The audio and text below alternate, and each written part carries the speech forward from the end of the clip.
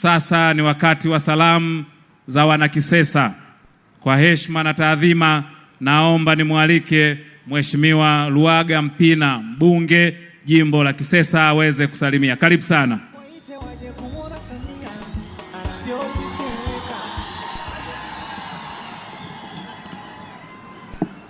Mheshimiwa Rais wa Jamhuri ya Muungano wa Tanzania Dr. Samia Suluhu Hassan, karibu sana Meatu. Tunaukaribisha sana Meatu.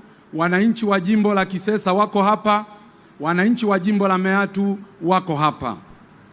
Mheshimiwa Rais, hotuba yangu itakuwa na vipengele vitatu tu vifupi kwa dakika 5 nilizopewa.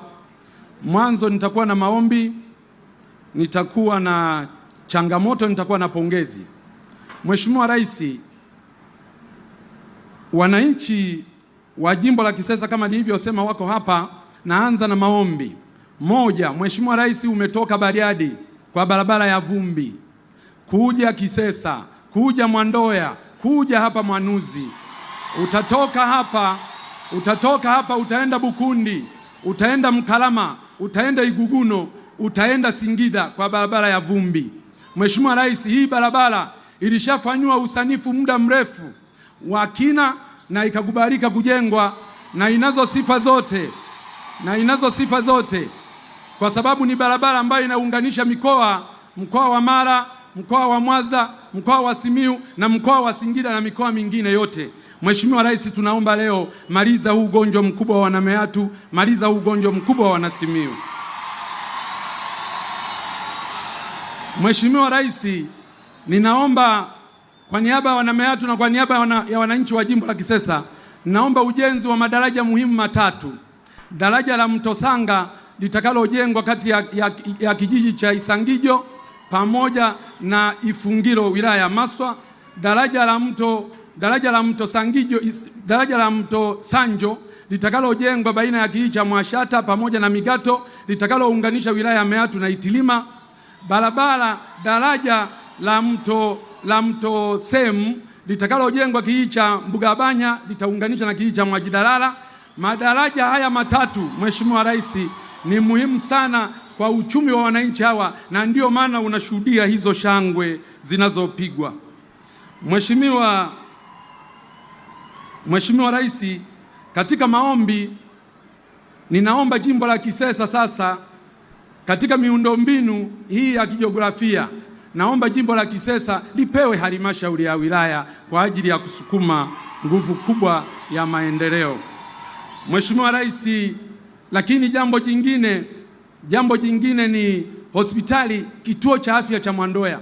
Kwa jiografia hii unavyoiona, naomba kituo kile cha afya kiwe hospitali teule. Mheshimiwa Rais, tunazo changamoto, nitataja chache, zingine tutapambana nazo na Mheshimiwa mkuu wa mkoa, mkuu wa wilaya, mkurugenzi mtendaji na watendaji wengine wa serikali. Lakini hizi tatu naomba kuzileta kwako, zimekuwa ni changamoto kubwa sana.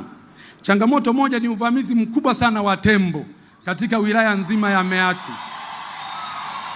Mheshimiwa Rais, umejenga kituo Ng'anga cha milioni 125 kwa ajili ya kudhibiti tembo. Mheshimiwa Rais, umejenga kituo cha kudhibiti tembo kijiji cha Marwiro milioni 80. Mheshimiwa Rais, kimeweka kituo pale Mbugabanya kwa ajili ya kudhibiti tembo, lakini kutokana na wingi huu wa tembo bado wanaua watu, tembo bado wanamaliza mazao ya wananchi yakiwa shambani na majumbani. Tatizo la tembo ni kubwa kwa wananchi hawa. Ombi kubwa Mheshimiwa Rais, kwa sababu uliridhia fedha zije na vituo vifunguliwe, tunaomba nguvu kubwa ya fedha kwa ajili ya kutekeleza mikakati tuliyoianzisha baina ya TAWA, halmashauri kwa ajili ya kupambana na hawa wanyama pori.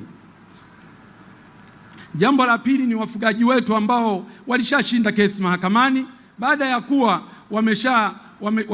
ya kushtakiana wakashinda kesi mahakamani, lakini mifugo yao hadi leo haijarejeshwa Mheshimiwa Rais, na hawa wananchi walishinda kesi mahakamani, na kwa sababu mahakama ndio mwamuzi wa mwisho, naomba sana kupitia kikao hiki na ninaileta hii rufaa kwako, wananchi hawa walipwe kwa sababu wanayo haki ya kulipwa fedha hizo.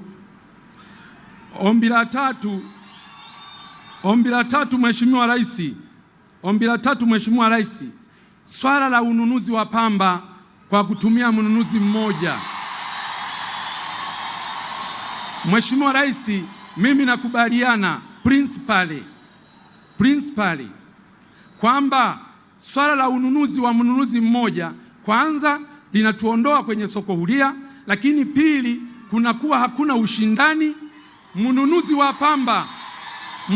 pamba unapokuwa na mnunuzi mmoja akipata matatizo tu ya kifedha kidogo, wananchi hawa wanaenda kwenye AMCOS, wanaenda kwenye maeneo ya kuuza pamba, hakuna fedha.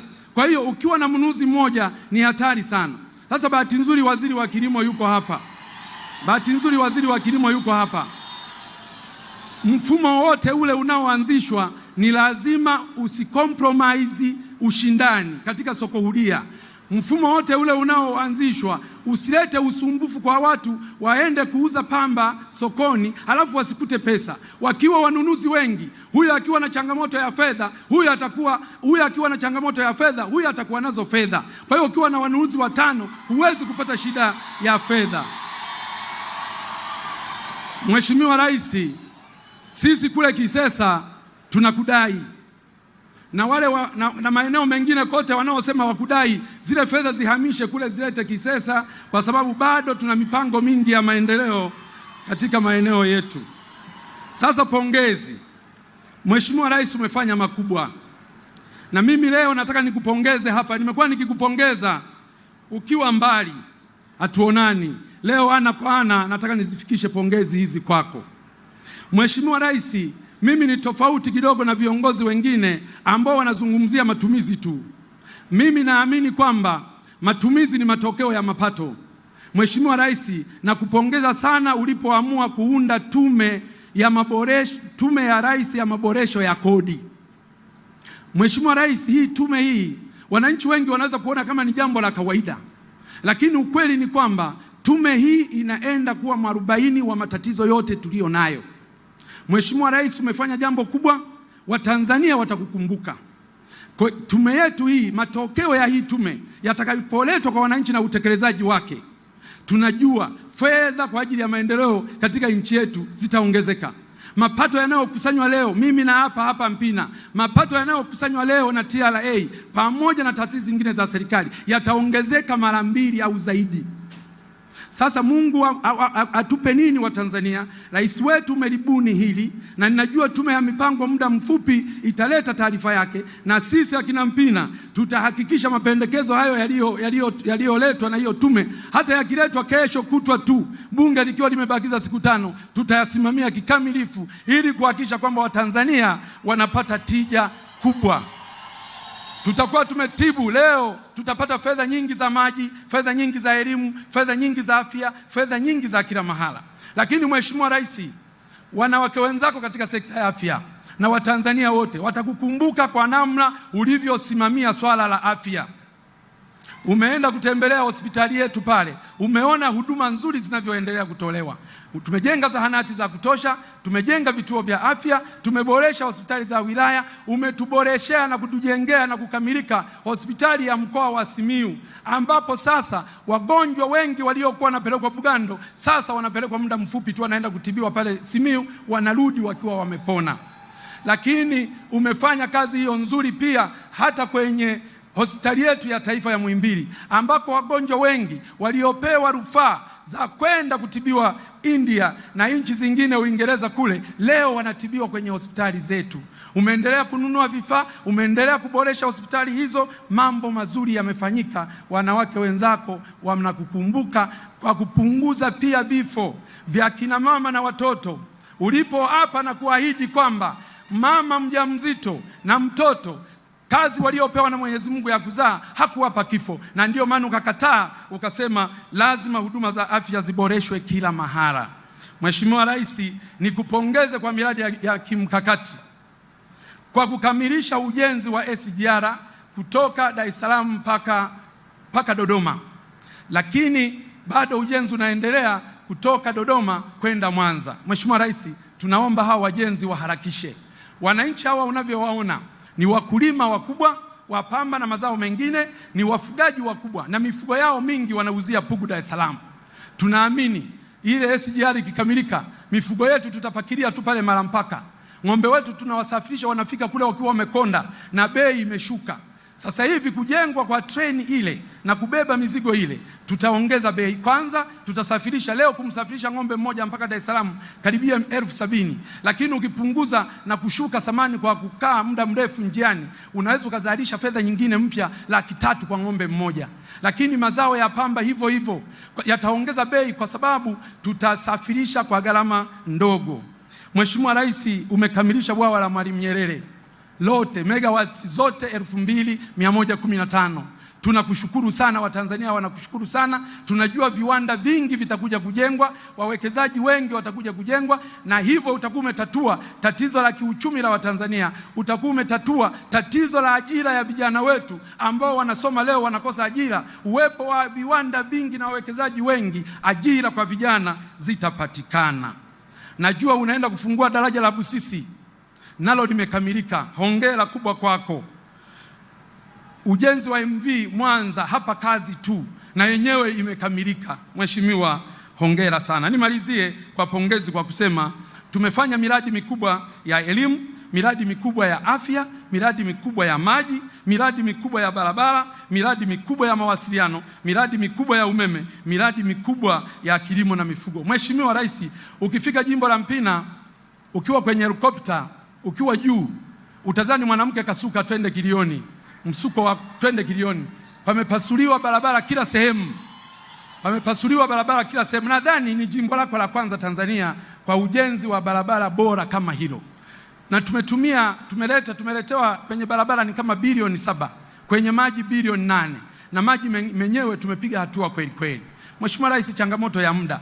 Umesema hapa mradi wa tabia ya nchi ule wa Ziwa Victoria. Mheshimiwa Rais, najua unakumbuka vizuri nikiwa naibu wako ofisi ya makamu wa rais muungano na mazingira. Mheshimiwa Rais, nilikuwa nakusogezea mafaili ya hilo.